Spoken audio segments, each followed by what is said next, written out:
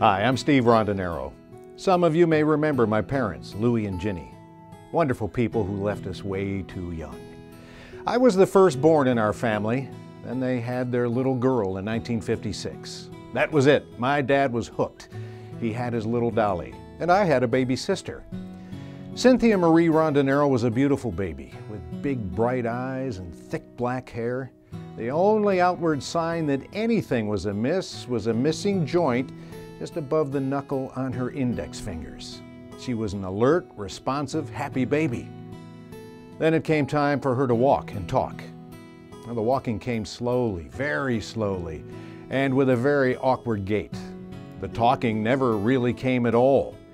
Cindy's sleep patterns became disrupted and disruptive.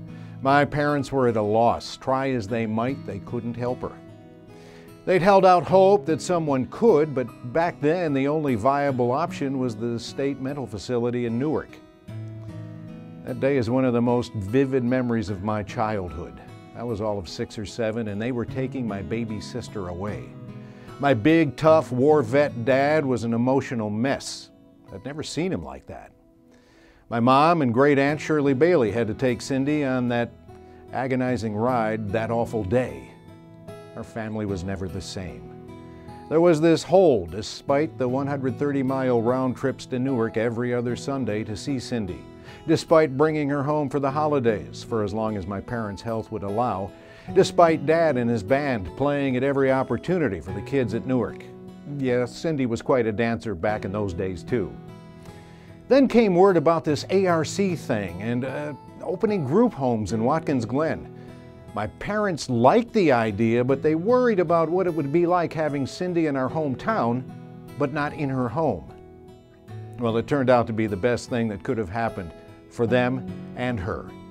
Mom's health continued to fade fast until emphysema and its complications claimed her life at the all-too-young age of 58. But she could still keep tabs on Cindy because she was here. And Lou became a fixture at ARC, volunteering and spending time with his daughter and often his partner in crime. Cindy's ARC birthday parties were legendary, with Dad on the horn and Cindy dancing away.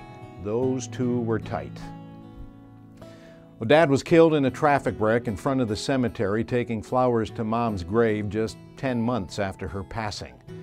My sister Lisa and I worried about Cindy, but we knew she was in good hands here, and this was a huge relief at an incredibly difficult time. When neither one of us would visit Cindy, she'd keep looking around behind us, expecting Dad to come walking in. That was tough, but we all got through it, Cindy included. So today here she is in her 60s, still a love and the life of the party, the impish instigator that she's always been. Cindy is the bright light of our family. You can't help but feel better about life after spending any amount of time with her. That said, I know she can be incredibly difficult to care for. We couldn't do it. We're incredibly grateful to Arc and the amazing staff for the care you give her daily, for the options you offer her at day program and in the community. She's happy, and it's because of you. And there's that dedicated aunt and godmother, Barbara Specchio, who serves on your board. As the ARC mission and scope changes and widens, may all that you do for our differently abled citizens remain priority one. Now, this is just one family's story. We thank you, ARC, and we thank all of you who support ARC and the good works they do.